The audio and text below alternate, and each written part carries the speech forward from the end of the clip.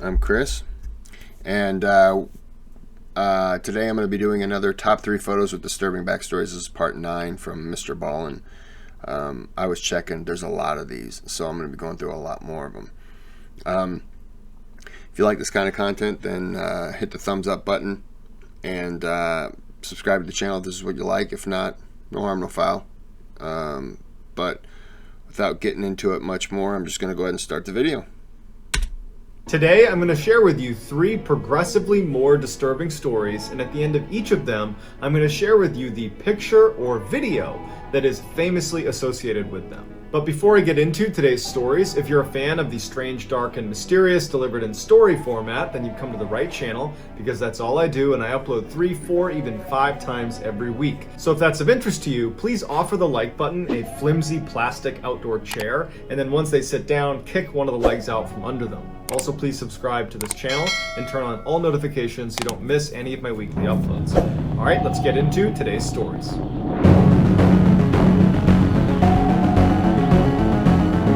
I don't know why it's freezing.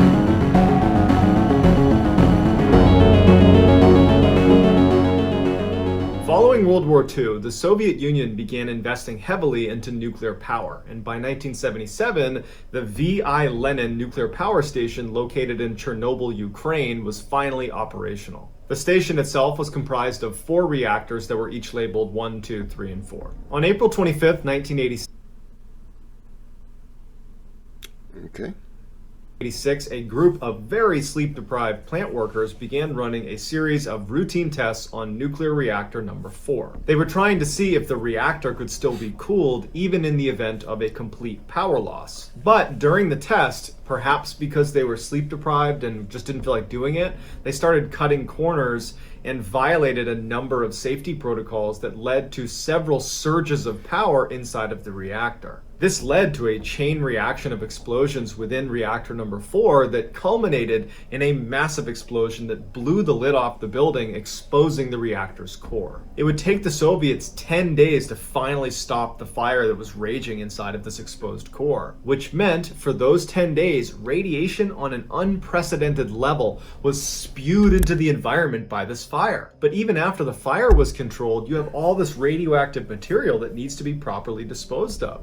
And so the Soviets started by using robots to go up and pick up these materials and dispose of them, but the robots were breaking down from the high levels of radiation. And so naturally the Soviets sent in groups of men to go pick up the material, and dozens of people died from radiation sickness. A few months after the explosion, the first steel sarcophagus was built around reactor number 4 to try to contain some of that radiation. But even with that protection, it's estimated that the area around Chernobyl will not be habitable for another 20,000 years. So as a result, the Soviet Union created what they call an exclusion zone, which is 19 miles all around Chernobyl that no one can go inside of.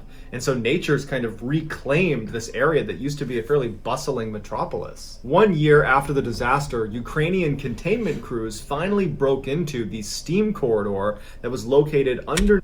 This is just a side note, but today's the Friday the 25th, and this, as of this morning, Russian troops, obviously the invasion's happened, but Russian troops, I think, claimed Chernobyl, the nuclear power site, as of this morning. So this is just an odd coincidence that I'm doing this story now. Underneath the molten remains of reactor number 4. And as soon as they stepped in, their radiation readers spiked all the way to the top. And so they know that whatever's at the other end of this L-shaped hallway is something they did not want to get close to.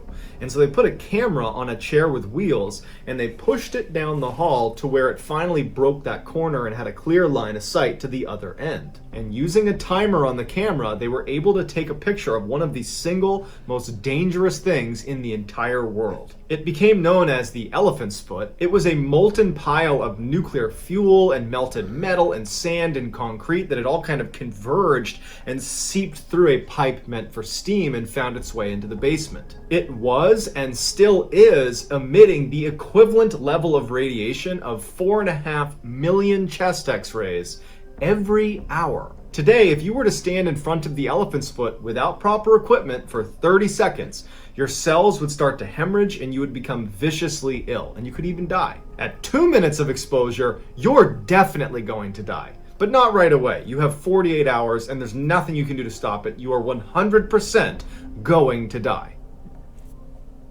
It's pleasant. On October 31st, 2013, 4 mechanics were performing routine maintenance on a wind turbine in the Netherlands. In the early afternoon, all 4 of them are standing on top of the turbine itself, 2 on one end and 2 on the other, and a small fire breaks out inside of the housing of the turbine, right near where you would go back into the housing. Now, it's unclear what caused the fire, but it's speculated that it was caused by a short circuit. The 2 engineers on this side of the turbine were able to jump over the fire, land in the stairwell, and run their way down to safety. The other 2 on this side had a bad angle and could not make the jump, and so they had to wait until rescue workers showed up to put the fire out. But wind turbines are usually in areas that are very far away from society because they're huge and they're kind of eyesores. Yeah. And so the response time was not good. The fire department did not show up very quickly, and by the time they got to the wind turbine, that little fire had gotten much, much bigger and had creeped up onto the platform that they are on. And then when the fire department actually started performing their job, the fire had spread well down the stairwell, and so it was very difficult and took a very long time to make their way up using the stairs. And the crane... This is a stupid question, but if the fire truck goes out there, doesn't it have to hook up to a water source? Or does it have the capability to bring a certain amount of water with it? Because I have no idea. Because there are wind turbines around me, and I know that there isn't nothing that I can see. I'm sure there might be at a base or something like that, but there's no visible water source that I can see. So if that were to happen near me, I don't know what they would be able to use for water. Oh well.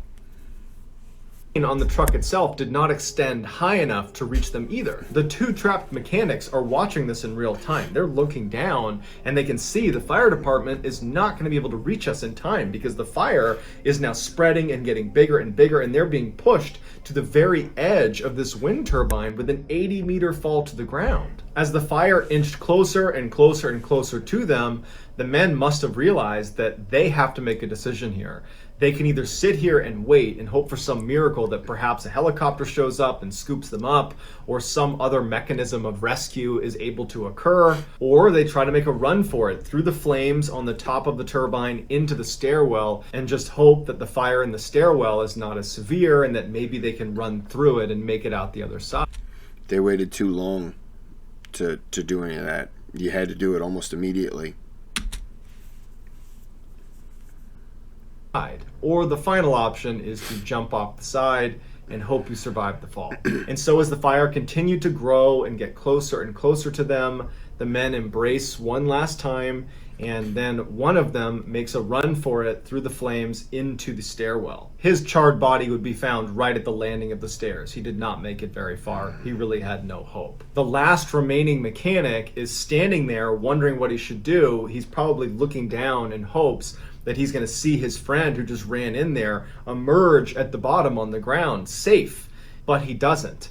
And after a considerable amount of time and the fire is getting closer and closer, he knows his friend didn't make it, and probably not wanting to suffer the fate that his friend did, he jumps. This is the picture of the 2 mechanics embracing for that final time. I'm sure at the time of this picture, they were aware that almost certainly they were not going to get out of this alive. They were 19 and 21 years old. Oh, man.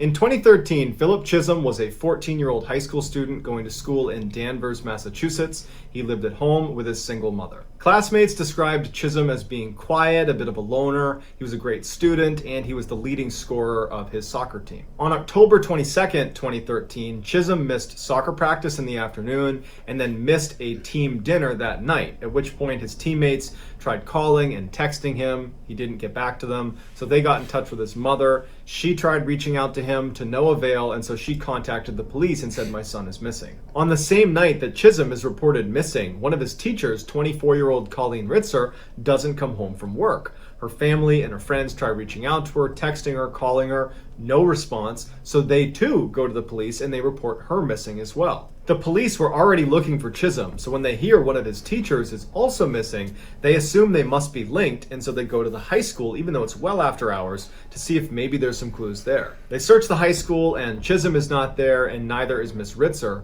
but when they're looking in the girls' restroom that was right next to Miss Ritzer's classroom, they find a small splash of blood. Even though at the time they had no way of knowing if this blood was connected to Chisholm or Miss Ritzer, they decided they would pull all the security footage for the past 24 hours that was looking in the direction of this bathroom. And they make a startling discovery starting at the 2:54 p.m. mark on October 22nd, the day they went missing. This is Miss Ritzer walking down the hall towards the bathroom that had blood in it. This is Chisholm following Miss Ritzer into the hall. He's looking hesitant. He doesn't really know what he's going to do. He's thinking about following her. And at some point he says, "You know what? I am going to do this." He goes back into the classroom, reemerges with his hood on, and walks down the hall towards the bathroom where Miss Ritzer is. You didn't change. You just walked into a room and then turned around and walked out with your hood up like, who are you, Clark Kent Superman? You're not. Everyone knows who you are, dummy. This is Chisholm entering the girls' bathroom with surgical gloves on. 11 minutes later, Chisholm would leave the bathroom. Miss Ritzer would still be inside.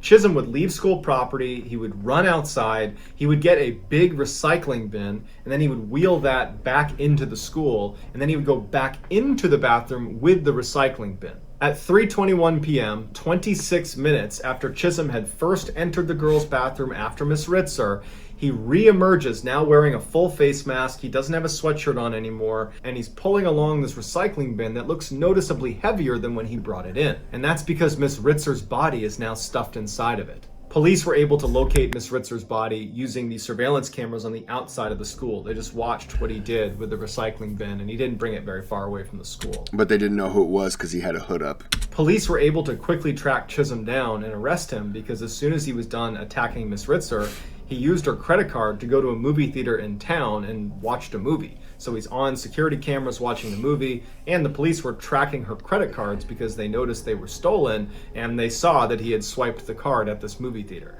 So he gets arrested and he's given a life sentence. Here's the footage of Chisholm leaving the girls' bathroom with Miss Ritzer's body inside of that recycling bin. His motives remain unclear, but he claims she used what he called a trigger word that really upset him. So that's going to do it, guys. I hope you enjoyed. Trigger word. Shut up. I hope you get molested in jail. Repeatedly. I hope they use trigger words before they do it. Okay. Anyway, so that was it. The second one, though, was the worst. I mean, the girl dying, yeah, but the second one, the 19 to 21-year-old, that's terrible. When I was 19 and 21, I didn't have that responsibility because I was stupid. It was a good thing I didn't. Wow. That's young. Yeah, they should have just went for it sooner when the other two ran. I mean, they should have just went for it then. Because the longer it goes, the worse it gets. Well, anyways, I'm going to end it here on a very depressing note. I'm very sad now. So, if you like the video, well, I hope you don't like the video, but if you like my reaction to it, then you should give a thumbs up, subscribe to the channel, YouTube algorithm, all that stuff. You know, all the stuff that Mr. Ballin says at the beginning you need to do. Yeah, just imagine I said that. It's two geniuses talking. One of us is a genius. I'm not. All right, well, I'm just going to go ahead and end it here, and have a good day.